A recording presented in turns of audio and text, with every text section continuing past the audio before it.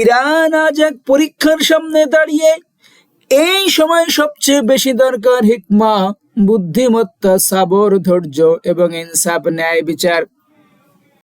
Iran একটি প্রাচীন সভ্যতার দেশ, জ্ঞান ও ধর্ম সংস্কৃতিতে সমৃদ্ধ, কিন্তু আজ এই দেশটি যাচ্ছে এক কঠিন সময়ের ভেতর দিয়ে। দেশের ভেতরে মানুষের জীবনযাত্রা কষ্টকর হয়ে উঠেছে, দ্রব্যমূল্য বেড়েছে, কাজের সুযোগ কমেছে, আর সাধারণ মানুষের চিন্তিত তাদেরই ভবিষ্যৎ নিয়ে। ইরানের বিভিন্ন শহরে মানুষ রাস্তায় নেমেছে।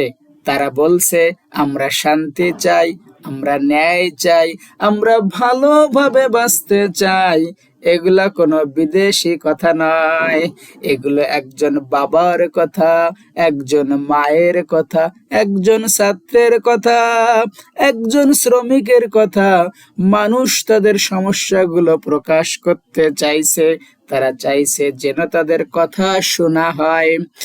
এই সময় ইরানে ইন্টারনেট ও যোগাযোগ অনেক জায়গায় সীমিত করা হয়েছে, ফলে মানুষ ঠিকমতো একে অপরের সাথে কথা বলতে পারছে না, বাইরের দুনিয়াও ঠিকঠাক ভাবে জানতে পারছে না ভেতরে কি ঘটছে।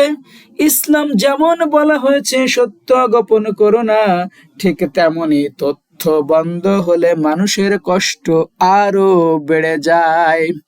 ইরানের সরকার বলছে তারা দেশকে স্থিতিশীল রাখতে চায়।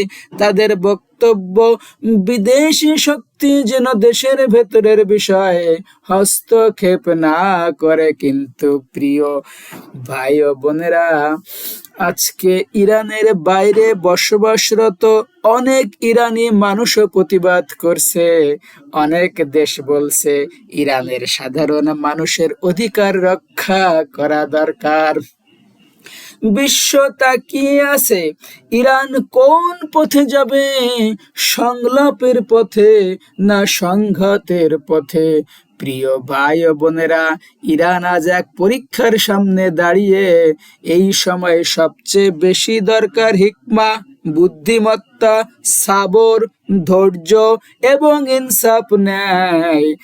হে আল্লাহ, ইরানের জনগণকে নিরাপত্তা দাও, তাদের অন্তরে শান্তি দাও, তাদের নেতাদের সঠিক পথে পরিচালিত করো।